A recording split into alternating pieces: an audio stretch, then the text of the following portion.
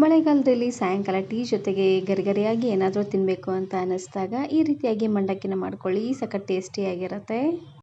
ಈ ಮಂಡಕ್ಕಿ ಮಾಡಲಿಕ್ಕೆ ಜಾಸ್ತಿ ಟೈಮ್ ಏನು ಹಿಡಿಸೋದಿಲ್ಲ. ಒಂದು 5ರಿಂದ 6 ನಿಮಿಷ ಇದ್ದರೆ ಸಾಕು, ಬೇಗನೆ ಆಗೋಗ್ಬಿಡತ್ತೆ ಅಂತಲೇ ಹೇಳ್ಬೋದು. ಇದನ್ನು ಮಾಡಲಿಕ್ಕೆ ಮೊದಲು ನಾನಿಲ್ಲಿ ಒಂದು ದೊಡ್ಡ ಪಾತ್ರೆಗೆ ಸ್ವಲ್ಪ ಎಣ್ಣೆನ ಹಾಕ್ಕೊಳ್ತಾ ಇದ್ದೀನಿ. ದೊಡ್ಡ ಸ್ಪೂನಲ್ಲಿ ಒಂದು 5-6 ಚಮಚ ಆಗುವಷ್ಟು ಎಣ್ಣೆನ ಹಾಕ್ಕೊಳ್ಳಿ. ಇದಕ್ಕೆ ಎಣ್ಣೆ ಸ್ವಲ್ಪ ಜಾಸ್ತಿನೇ ಇರಬೇಕು, ಇಲ್ಲಾಂದರೆ ಮಂಡಕ್ಕಿ ಒಣರಾಗ್ಬಿಡತ್ತೆ. ಎಣ್ಣೆ ಸ್ವಲ್ಪ ಬಿಸಿ ಆಗ್ತಿದ್ದಂಗೆ ಇದಕ್ಕೆ ನಾನಿಲ್ಲಿ ಜೀರಿಗೆ ಮತ್ತು ಸಾಸಿವೆ ಎರಡನ್ನೂ ಒಟ್ಟಿಗೆ ಹಾಕ್ಕೊಳ್ತಾ ಇದ್ದೀನಿ. 1 ಸ್ಪೂನ್ ಆಗುವಷ್ಟು ಜೀರಿಗೆ ಮತ್ತು ಸಾಸಿವೆನ ಹಾಕ್ಕೊಂಡ್ರೆ ಸಾಕಾಗುತ್ತೆ. ನೋಡಿ, ಜೀರಿಗೆ ಸಾಸಿವೆ ಎಲ್ಲ ಈ ರೀತಿಯಾಗಿ ಚೆನ್ನಾಗಿ ಸಿಡಿದಾದ್ಮೇಲೆ ಇದಕ್ಕೆ ನಾನಿಲ್ಲಿ ಉಳಿದಿರುವಂತಹ ಪದಾರ್ಥಗಳನ್ನು ಹಾಕ್ಕೊಳ್ತಾ ಇದ್ದೀನಿ. ದೊಡ್ಡ ಸ್ಪೂನಲ್ಲಿ 2-3 ಸ್ಪೂನ್ ಆಗುವಷ್ಟು ಶೇಂಗಾ ಬೀಜ, ಹಾಗೆಯೇ 4-5 ಗರಿ ಆಗುವಷ್ಟು ಕರಿಬೇವು ಸೊಪ್ಪು, ಹಾಗೆಯೇ 3 ಗಡ್ಡೆ ಆಗುವಷ್ಟು ಬೆಳ್ಳುಳ್ಳಿ, ಇದ್ರ ಜೊತೆಗೆ ಸ್ವಲ್ಪ ಒಣ ಕೊಬ್ಬರಿನ ತೆಳ್ಳದಾಗಿ ಉದ್ದವಾಗಿ ಕಟ್ ಮಾಡಿ ಹಾಕ್ಕೊಳ್ತಾ ಇದ್ದೀನಿ. ಬೆಳ್ಳುಳ್ಳಿನ ಸ್ವಲ್ಪ ಈ ರೀತಿಯಾಗಿ ಜಜ್ಜಿ ಹಾಕ್ಕೊಳ್ಳಿ, ಫ್ಲೇವರ್ ತುಂಬಾ ಚೆನ್ನಾಗಿ ಬರುತ್ತೆ.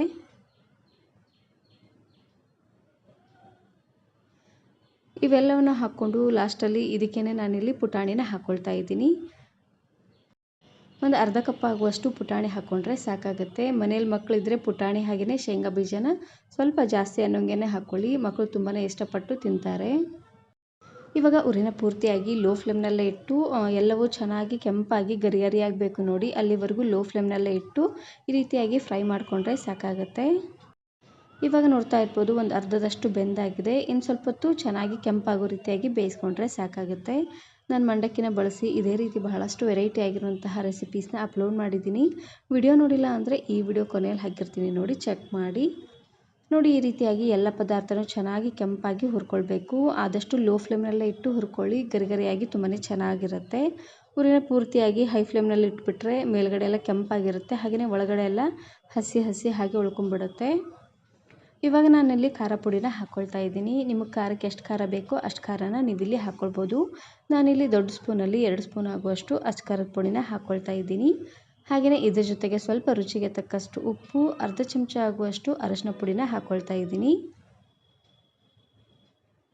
ಉಪ್ಪು, ಖಾರ ಪುಡಿ ಹಾಗೆಯೇ ಅರಶಿನ ಪುಡಿನ ಹಾಕುವಾಗ ಉರಿನ ಪೂರ್ತಿಯಾಗಿ ಲೋ ಫ್ಲೇಮ್ನಲ್ಲೇ ಇಟ್ಟು ಹಾಕ್ಕೊಳ್ಳಿ, ಇಲ್ಲಾಂದರೆ ಬೇಗನೆ ಒತ್ತೋಗ್ಬಿಡುತ್ತೆ. ಎಲ್ಲವನ್ನು ಹಾಕ್ಕೊಂಡು ಚೆನ್ನಾಗಿ ರೀತಿಯಾಗಿ ಮಿಕ್ಸ್ ಮಾಡ್ಕೊಂಡು ತಗೊಳ್ಳಿ.